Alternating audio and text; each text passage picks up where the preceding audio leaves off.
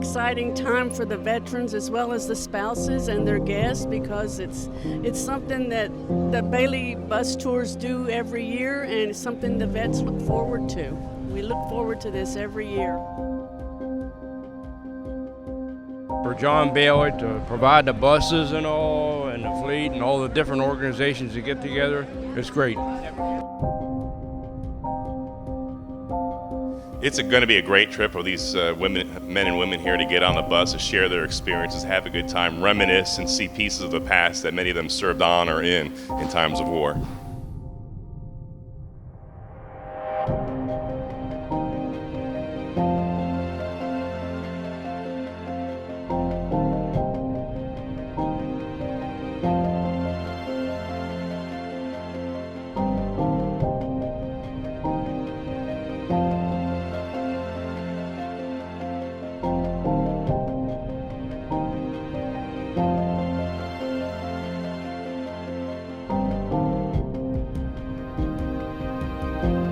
November 11th, Veterans Day. A day that should not only be remembered, but honored. Both men and women risked and sacrificed their lives to protect our country and the rights we all hold so dearly.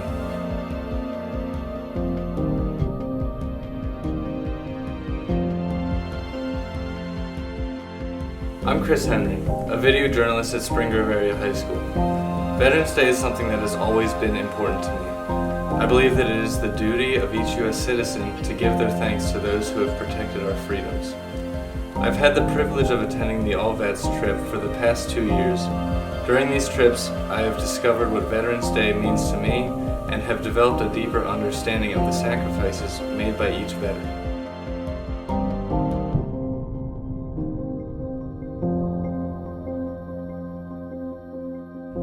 We are here to help share stories of veterans and take a look at the wars in which they served and learn more about history.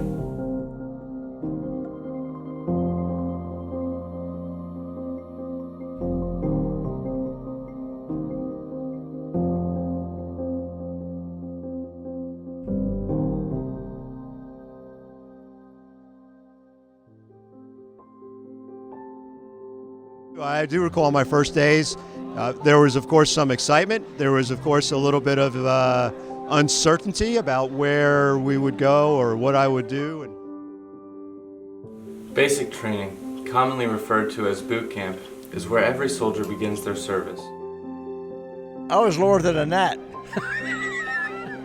I recall all that, yeah, I do. It helps prepare soldiers for the elements of service, including physical, mental, and emotional aspects. It does not, however, prepare them for what they will see in combat and the after effects when they come back. It was different than what they expect. I enjoyed it. It was an experience, yes. First day is kind of scary. You're afraid of the unknown. You don't know what's going to happen, where you're going to do, what's going to happen. Boot camp and everything was fine. When Vietnam was a completely different setup. Everything changed over there. They train you for things, but you're not trained for stuff you see. Boot camp is where soldiers gain the basic tools necessary to perform the roles that they will be assigned to. Every veteran that I have talked to always has something to say about boot camp, whether it's good or bad. What was it like? Miserable. A PFC threatened to have us scrub the barracks with toothbrushes. Then Sounds fun. Then in the afternoon, we shipped out to Camp Wheeler, Georgia. My first actual day in service was at airborne schools, learning how to be a paratrooper, learning how to jump out of perfectly fine airplanes down at Fort Benning, Georgia. And I'd gone there without any training. The Army sent me there before any other training. And so it's a good thing I was raised in a military family, so I knew I actually kind of had a march. And the biggest mistake I made my first day there, I just told the barber to take all my hair off. The next day, this is in Georgia, in June, they made us take off our hats for 3 hours and sit in the sun listening to some guy yell at us. And it gave me such bad burn that my skin came off in clumps. It was second-degree burn on my head. It was terrible. That was my introduction to the United States Army. Makes a better person out of you if you can come back after knowing you did a good job in everything. I think it really helped. It was a good time. You met a lot of different guys from all over the United States. In the end, it all worked out great, and I wouldn't trade it for anything else in the world.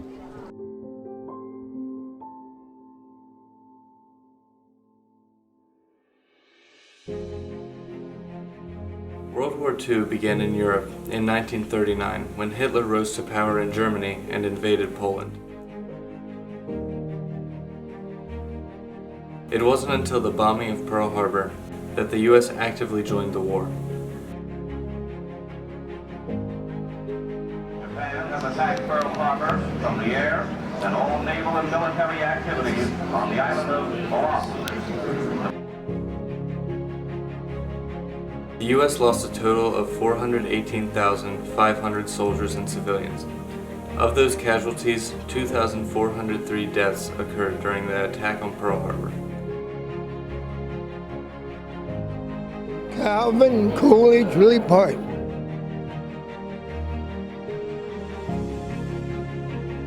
Along with 4 brothers, 5 of us was in World War II.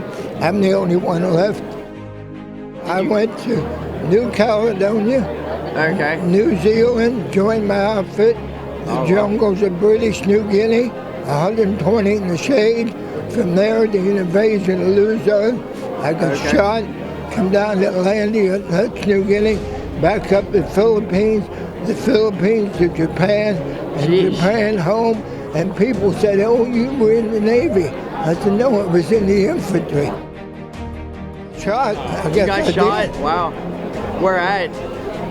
Right through my right thigh. My partner, a direct hit, he blew all the pieces. Most people don't realize what it's all about. Yeah. You know, you watch these movies, that's it simple because they're not going to be killed. But in the real action, your life is in danger. The actors are not.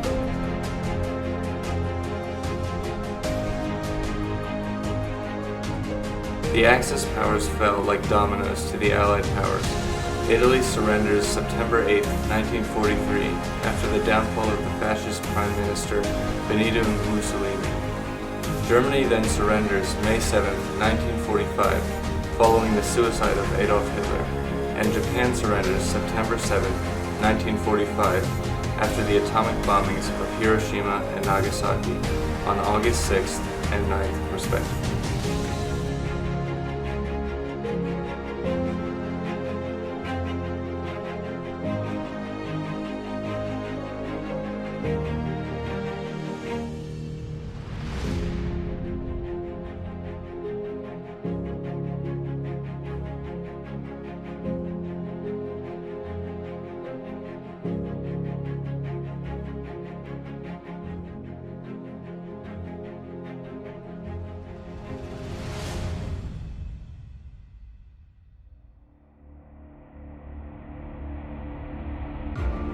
Around June 1950, North Korea gains enough power to invade South Korea. South Korean forces retreat, and the UN allows the US to step in to aid South Korea.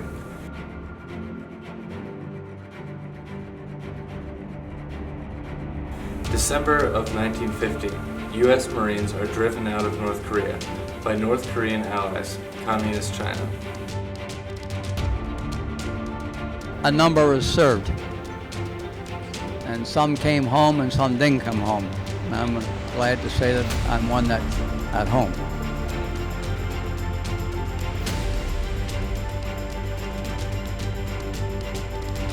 Fighting continues until July 27, 1953, when an armistice ends hostilities and a border is set between North and South Korea.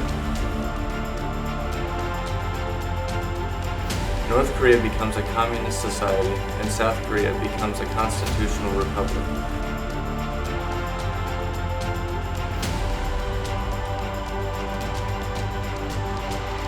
There was a total of 36,914 U.S. combat casualties. It's different. It's hard to explain to somebody that's never been there. I mean, you're sitting in a bunker every day. It's a little bit different than what everybody's used to.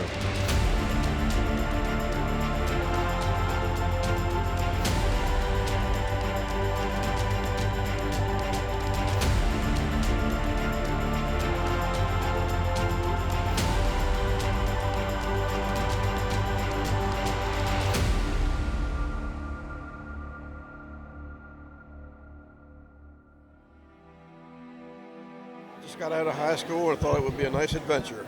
They sent me to Vietnam on my senior trip. I enlisted in the Air Force in early '66, and I was in basic training for 2 weeks. My dad wrote me a letter and said, "You were supposed to report. Been drafted, Fort Gordon, Army."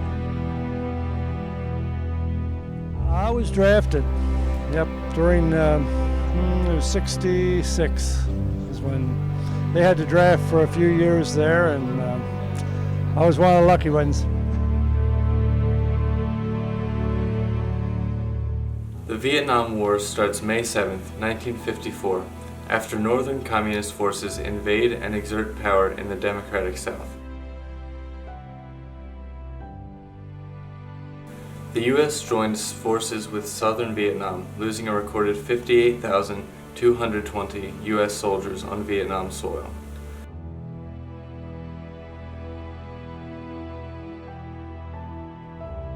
While the war started in May of 1954, the U.S. doesn't join until the 60s, after 2 U.S. aircrafts are shot down and a prisoner of war is taken. My name's Bob Miller. I served in the U.S. Army National Guard. I enlisted in 1970. After I graduated from college, the draft was going on at that point in time. I had a very high, and they assigned lottery numbers to us. I had a very high lottery number, probably would never have been drafted, but I felt an obligation to serve the country. So I joined the National Guard as part of my service after college. Just the one, Vietnam. I was in areas, but I didn't really see any combat. I was with the 3rd Tanks, the maintenance. I thought it was good. I had good duty. I was in Okinawa. It's like a support station for Vietnam. I was in the Vietnam area. And the island was all right. It wasn't the best, but we were in old barracks, but it worked. Everything worked. The Vietnam War was still on. Employment was essential. I was already married in college, and my father and brother were both in the Marine Corps, so I picked the Marine Corps. Serve my country, how's that?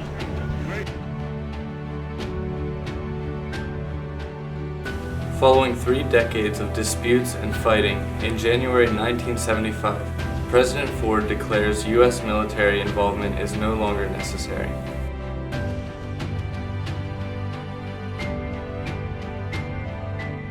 I was in during the Vietnam War. Well, I didn't go to Vietnam. I was in experimental electronics out at Holloman Air Force Base in New Mexico. Well, we worked on a program that was top secret at the time, and I never heard about the program again after I got out of the military until the Afghan War, when I realized that we worked on the very first drones. They didn't look anything like they do now. They didn't work anything like they did now. We had a lot of crashes and a lot of accidents, but I was on the initial crew that developed the drones. April 19, 1975, the South Vietnamese capital is seized and South Vietnam surrenders. My name is Robert Clunk, and I was in the Marine Corps, and I served up in Vietnam in the DMZ. I was a radio operator. I get out of high school, and I decided I might as well enlist because they were going to come and draft you anyhow, and I thought if I'm going to go, I'm going to pick the best one to go in, and I'm going to do it on my terms.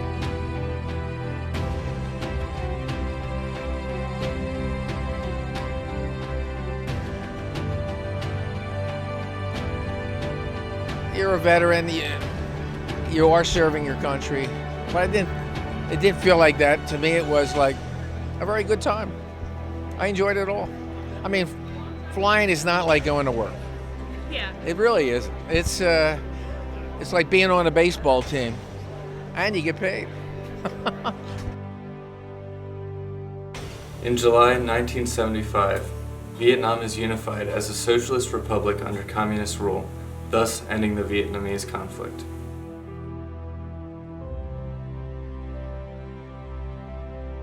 Never had anybody firing back at me for real. And I admire all the guys that did. You know, there's plenty of people here who never had a shot fired at them. But it's the luck of the draw. I didn't try to avoid it. I was there for 23 years. They had their chances.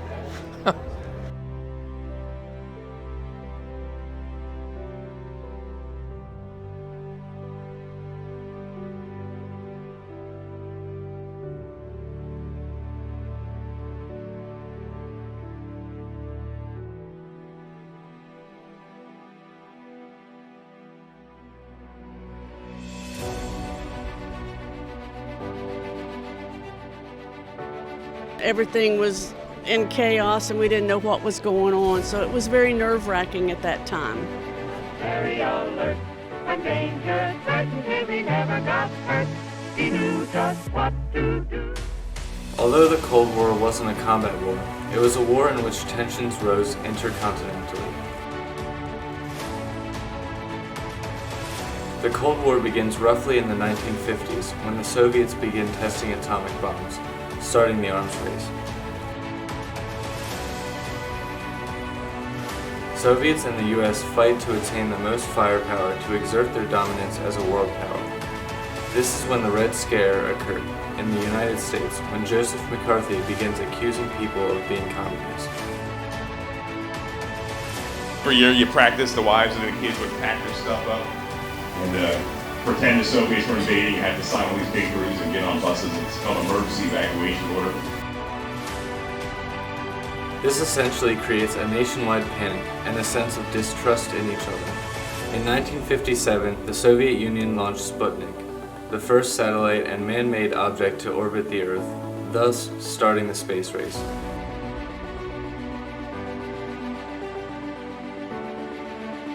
On October 16, 1962, the Soviet Union sets up base on Cuba and points missiles at the US.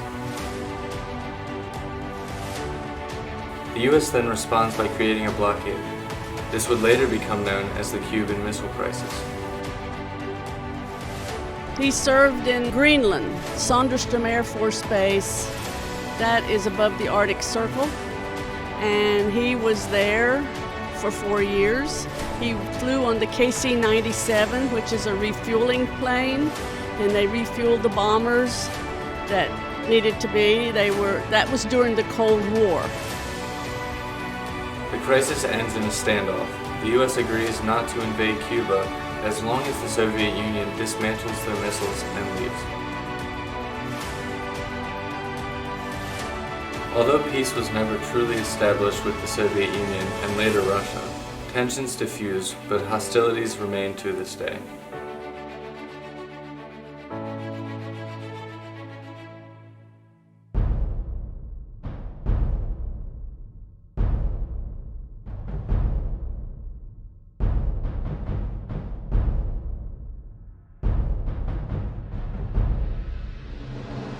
The Afghanistan conflict began on October 7, 2001, following the terrorist attacks on the Twin Towers in New York, the Pentagon, and the failed attack on the White House.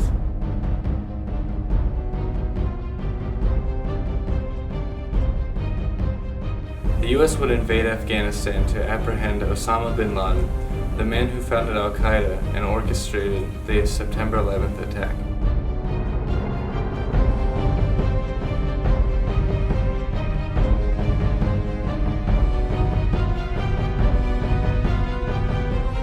So I started off during the Cold War on the Czechoslovakian and East German borders, and then when that ended, deployed to Saudi Arabia to liberate Kuwait. So we fought in Iraq in 1991. And then after 9/11, did 3 tours in Afghanistan, and also supported the missions in the Balkans, in Bosnia, to bring peace there and stop the genocide.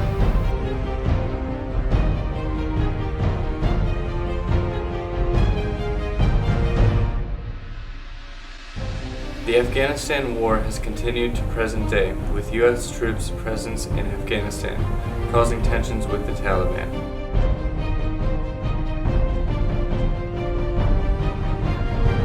For a long time, they were shunned and everything else. Now that it's like the nation's getting behind the vets and appreciating what they did and when they did it and how long they did it. So I'm grateful for that. I really am. Yeah.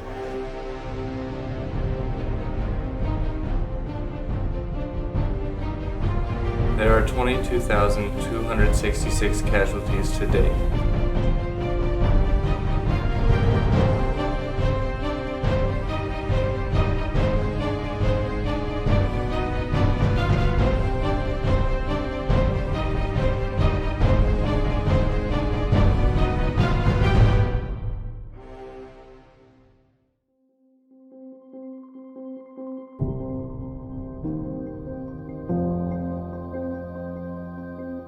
When you think of a veteran, we think of a lot of different things. But there's about 8 attributes, 8 principles that I think help to define all of us. First and foremost is dedication. And that's dedication to a purpose and dedication to a set of ideals. Second is commitment, and that's a commitment to excellence. Yeah, we're not always perfect, but you know what we're going to do? We're going to do our best, and we're going to let the rest take care of itself.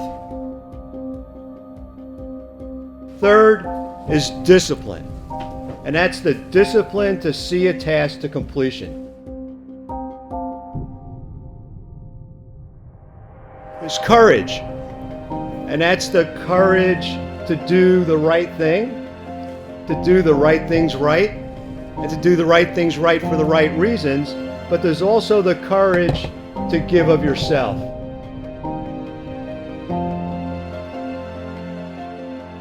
There's a loyalty that we have, right? Loyalty to those that we served with, and loyalty to those units that we served in.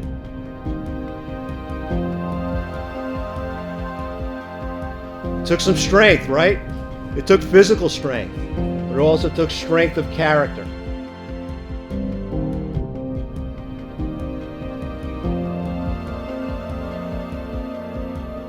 It took some fortitude to endure some really difficult and tough situations.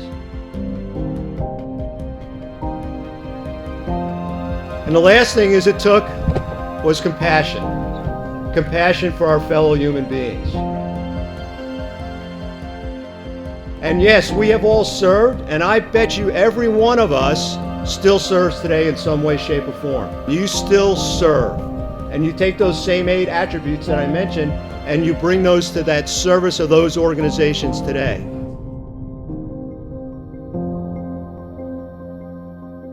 I'd like to thank all of those who served our country, to veterans and their families, because we recognize that without their sacrifices, we would not be able to enjoy the freedoms we have today.